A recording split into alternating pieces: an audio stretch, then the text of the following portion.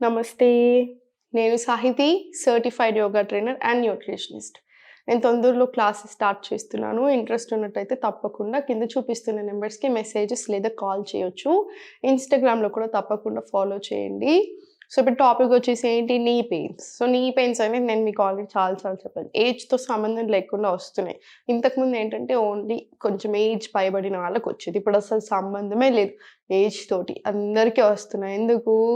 Posture ఇన్‌కరెక్షన్ వల్ల. కరెక్ట్‌గా కూర్చోవడం లేదు.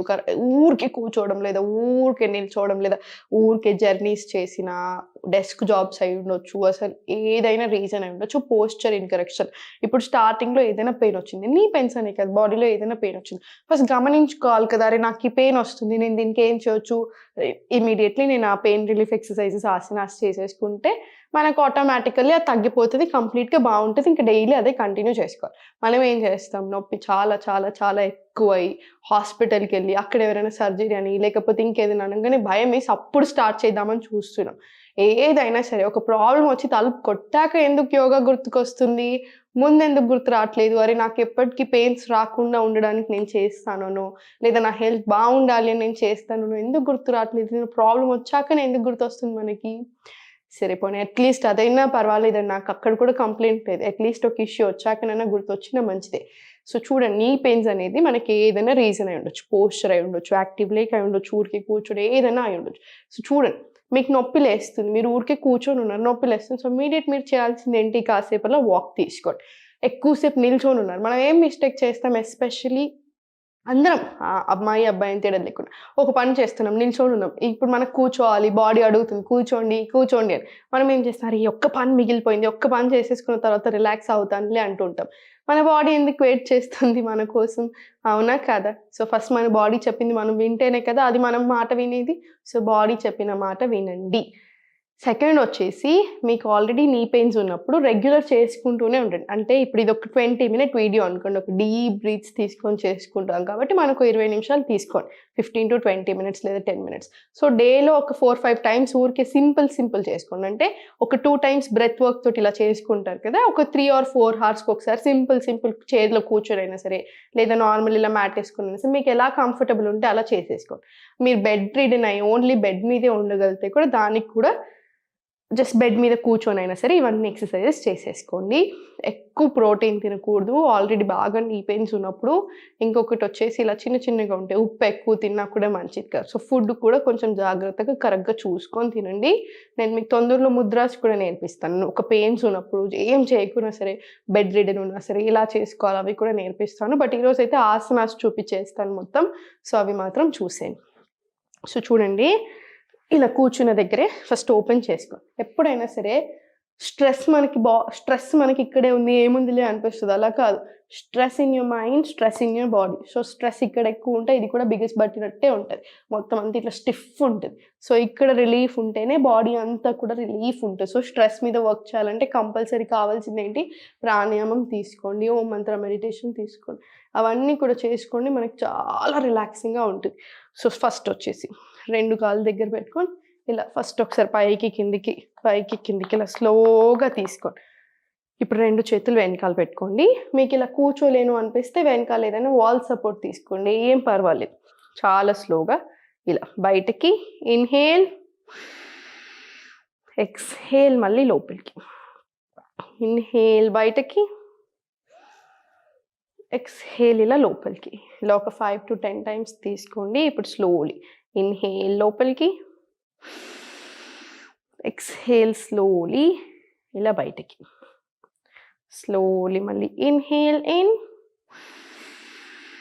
ఎక్స్‌హేల్ స్లోలీ ఇలా పైకి.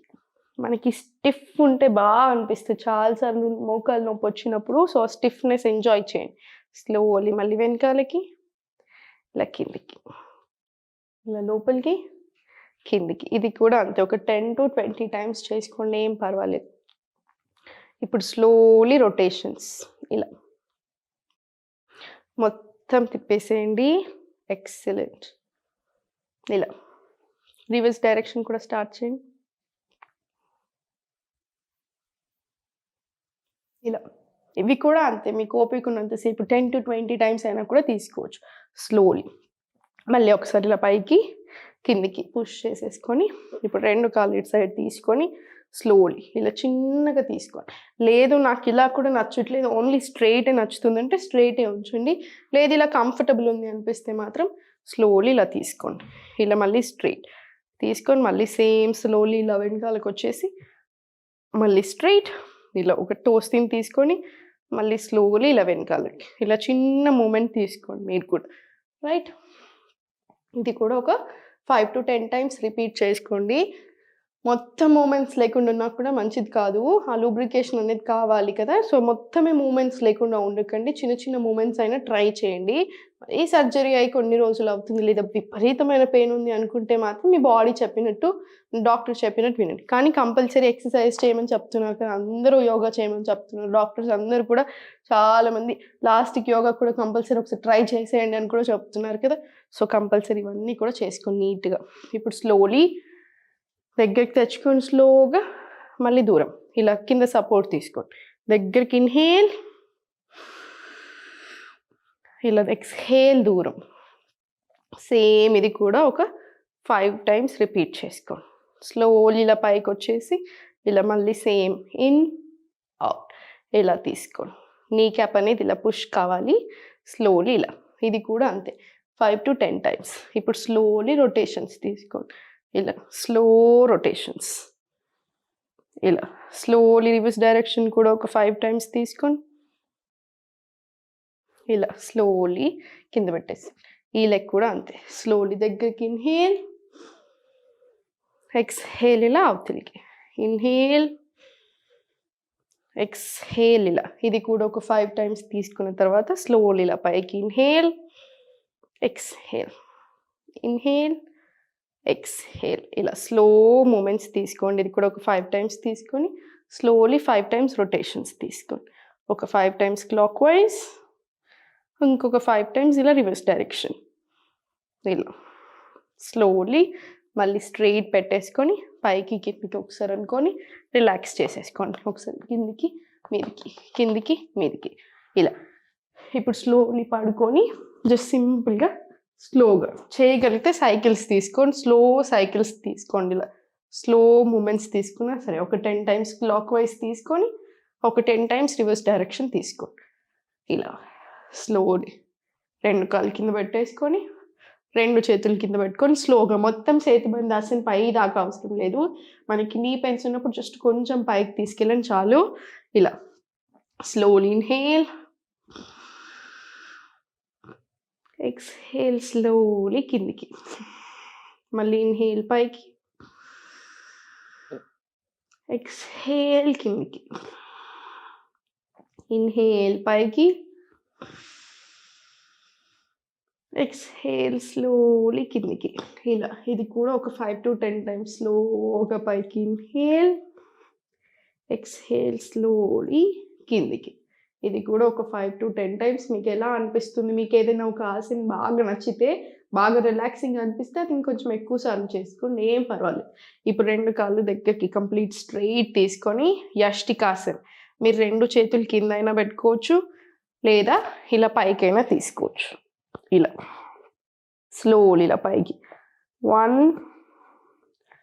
ఇలా స్లో తీసుకోండి, 2 ఇలా స్లోలీ 3, ఒక 10 టైమ్స్ ఇటు సైడ్. సేమ్ ఈ లెగ్ మీద కూడా అంతే స్లోగా ఇలా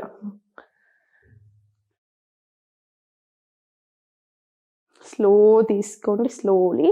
ఇప్పుడు 2 చేతులు కింద పెట్టుకొని అయినా సరే ఇలా స్లోగా టోస్ ఇన్ చేసుకొని స్లోలీ టోస్ అవుట్. మళ్ళీ సేమ్ పై లోపలికి స్లోలీ మళ్ళీ ఇలా బయటికి, సేమ్ టోస్ ఇన్, ఇలా స్లోలీ టోస్ అవుట్.